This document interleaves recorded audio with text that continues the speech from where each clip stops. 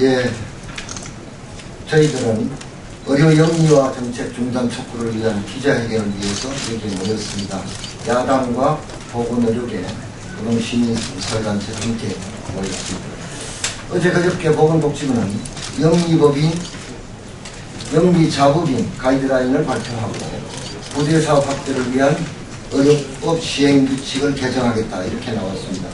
저는 오늘 사회를 보기 때문에 짧게 말씀드리면 원격 의료 등에서 나타나는 것처럼 지금 정부의 정책은 의료의 안전성에 심각한 문제를 제기하게 됩니다. 그리고 중장기적으로 보면 의료비가 폭등하게 되고 또 지금 정부의 조치는 국회 입법권을 무시한 이런 심각한 문제를 안고 있습니다. 이런 문제와 관련해서 야당과 보건의료계 그리고 노동시민사회단체 각각 인사말을 듣고 기자회견문을 낭독하는 것으로 그렇게 오늘 회견을 정리하겠습니다. 우선 김영희 의원 말씀.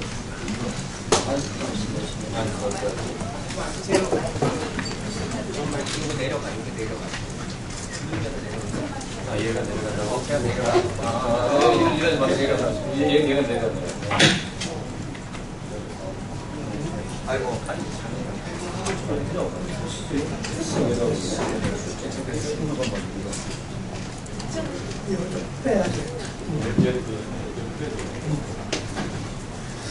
네, 민주당 김용익 의원입니다. 죄송합니다. 새정치민주연합의 의료영리와 조직협력 위원장 김용익입니다. 오늘 복지부의 의료영리화를 다시 추진하기로 해서 영리자법인의 부대사업 범위를 법이 아닌 가이드라인으로 확대하려는 그 정치에 반대해서 다시 기자회견을 하게 됐습니다. 야3당과 보건의료 전문단체 그리고 보건의료 시민노동단체가 다시 모이게 되었습니다.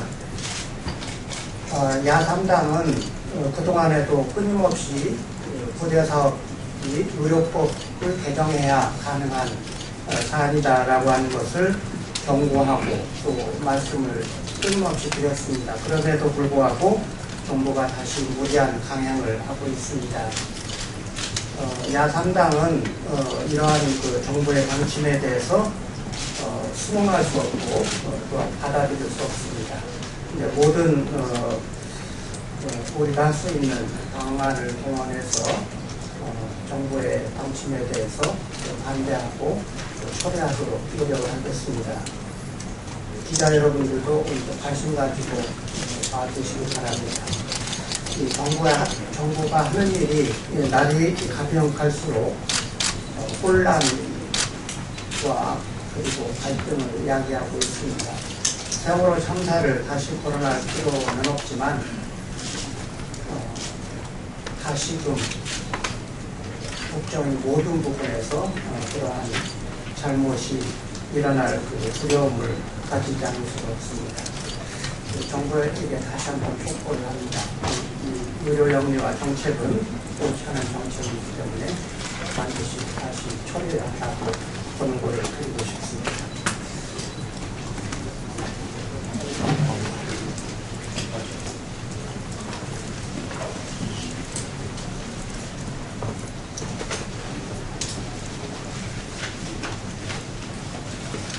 안녕하십니까. 한의사협회장입니다. 지난 6월 10일 보건복지부가 발표한 의료영리화 부대사업에 관한 조치를 발표를 듣고 저희가 보건의료 단체장들이 긴급하게 6월 10일 날 저녁 때 모임을 가졌습니다. 그 자리에서 합의한 것은 결론적으로 이야기 드리면은 이 정책은 국민을 위해서 굉장히 나쁜 정책이라고 결론을 드렸습니다. 특히 영리자본이 의료계에 잠식을 해서 이익을 추구할 때 그 피해는 국민들한테 돌아갈 수밖에 없는 자명한 사실임에도 불구하고 대환자 유치라는 이상한 회개한 논리로 보건복지부는 밀어붙이시기 식으로 이 사안을 진행하고 있습니다.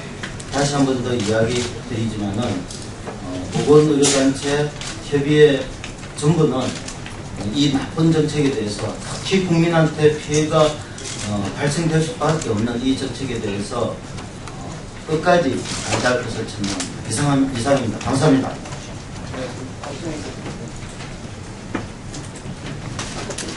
예. 의료 민영화 영리화 저지 동국민운동본부 대표로 일하는 박서군입니다. 첫 번째로요, 세월호 참사를 통해서 범국민적인 합의가 이루어졌다 이렇게 생각합니다.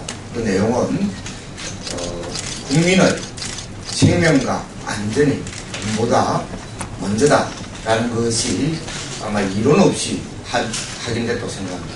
그렇다면 당연히 의료 공공성을 강화하고 국민의 의료비 부담을 경감시키는 쪽으로 정책 방향에 가야 됩니다.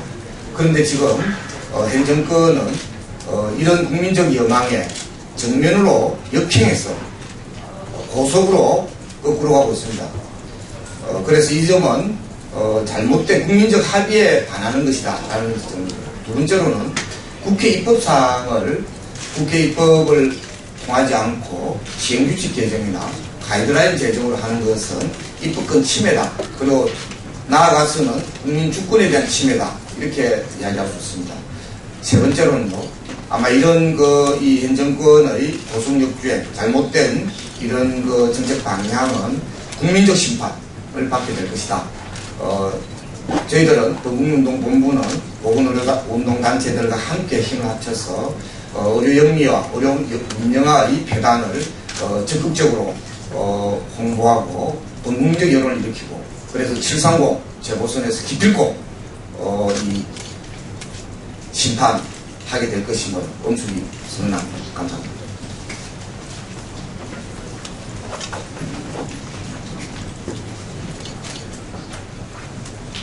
예, 작은 말씀 한 말씀만 드리고 기자회견을 읽도록 하겠습니다. 아까 말씀드린 대로 정부가 보건복지부가 가이드라인을 발표하고 시행규칙 개정을 통해서 이것을 하려고 하는 것은 국회 입법권을 침해하는 것입니다.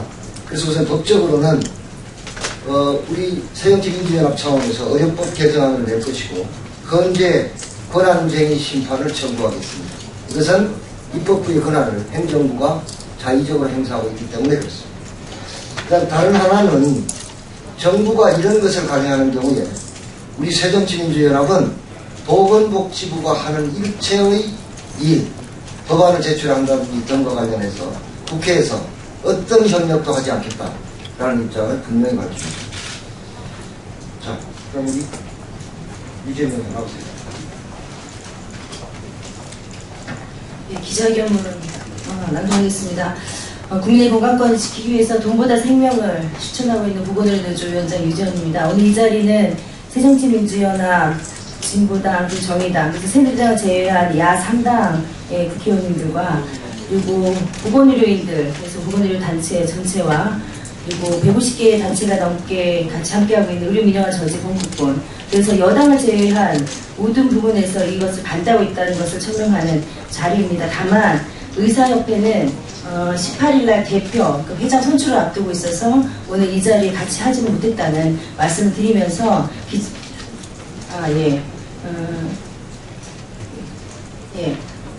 그런 말씀 드리면서요. 아까 한의사협회장님 인사 말씀하셨고 약사회장님 같이 소개 좀 해주셔야 된다고 해서 우리 약사회장님 같이 자리하고 계십니다.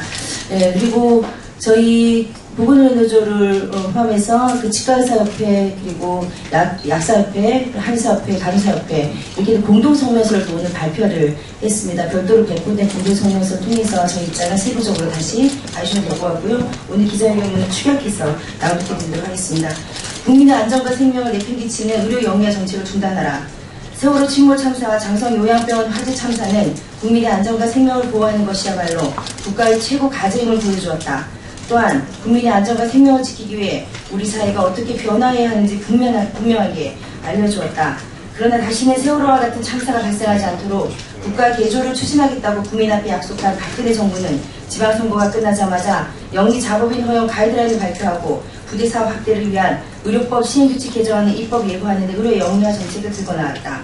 지금은 세월호 이전을 되돌아갈 것이 아니라 세월호 이후 새로운 사회를 함께 만들어갈 때이다. 야당과 보건의료단체, 시민사회단체들은 오늘 공동 기자회견을 통해 박근혜 정부가 발표한 의료 영유아 정책과 관련하여 다음과 같은 입장을 밝힌다. 하나, 의료 영유아를 부추기고 의료를 상업화하는 영리자법인 허용과 부대사업 확대 조치는 즉각 처리되어야 한다. 하나, 국회 입법권을 무시하고 범사회적 의견 수렴 절차 없이 시행규칙과 가이드라인으로 의료 영유아 정책을 일방적으로 추진하려는 시도는 전면 중단되어야 한다. 하나, 제2의 세월호 참사를 부르는 의료 영유아 정책과 규제 완화 정책은 전면 재검토되어야 한다. 하나, 국민의 안전과 생명을 보호하기 위한 의료 공공성 강화 정책이 적극 추진되어야 한다.